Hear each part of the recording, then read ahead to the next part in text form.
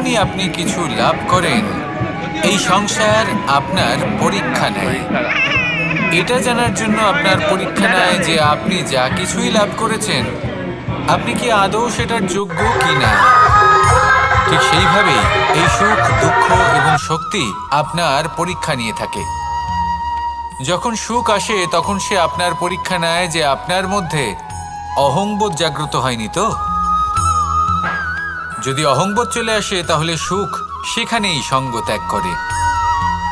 দুঃখ আপনার ধৈর্যের পরীক্ষা নিতে থাকে, আর যদি আপনার মধ্যে ধৈর্য না থাকে তাহলে এটা আপনাকে আরো বেশি দুঃখের গভীর অন্ধকারে ঠেলে দেবে।